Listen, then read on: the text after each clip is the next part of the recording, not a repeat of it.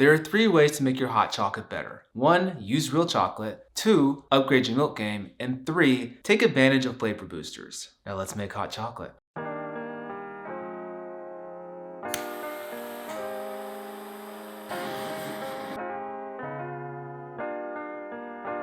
Hey everyone, I'm back. And today we're going to work on making hot chocolate. Now, the reality is that most of you probably know how to make hot chocolate. Well, the hot chocolate like this that comes in a packet that uses water or milk. And I hope you're not using water, I hope you're at least using milk. But we're gonna learn how to make this even better.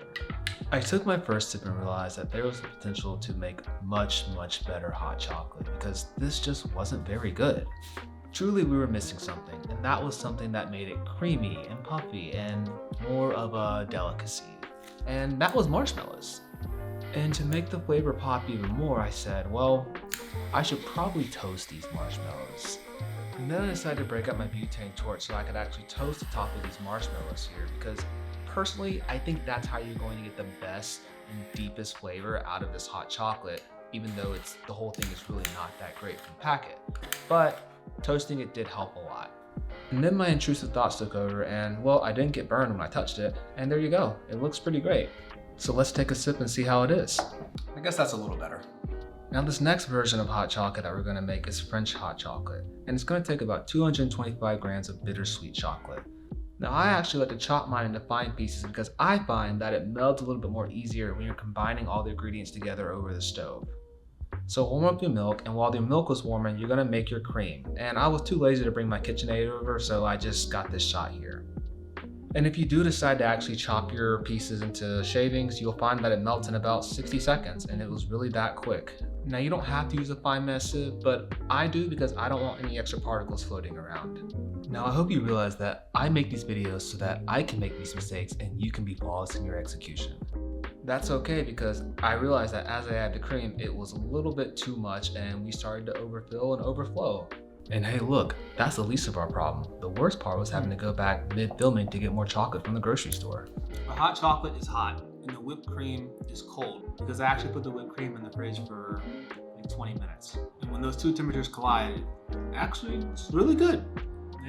It's really good. Now this next hot chocolate is going to be a Mexican hot chocolate that's going to use my 2-year aged vanilla extract.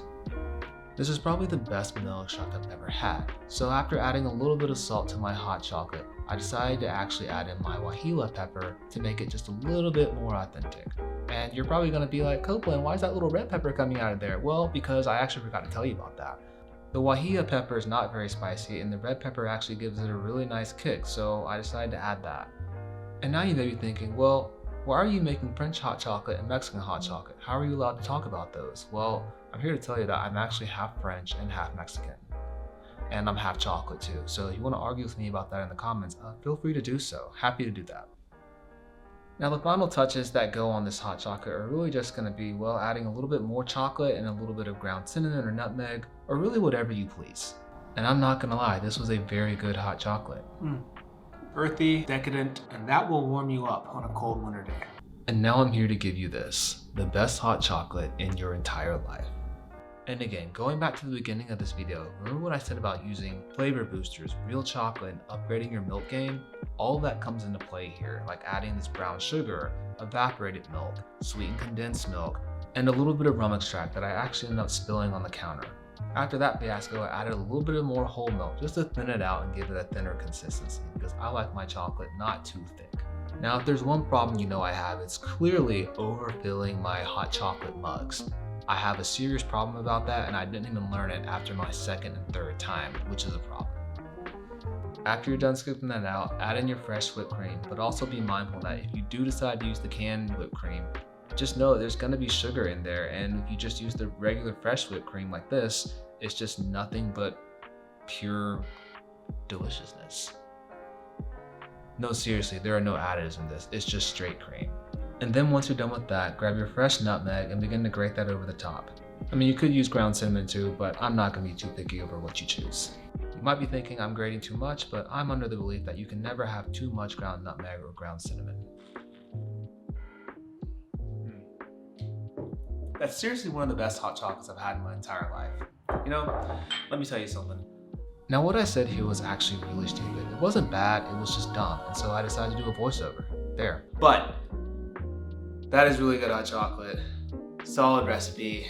And I really enjoyed making this video. So with that, if you're here watching to the end, I want to say thank you.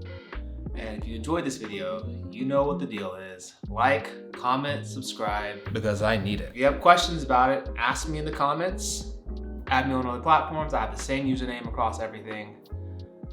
And that's it. That's the video. I'll see you next week.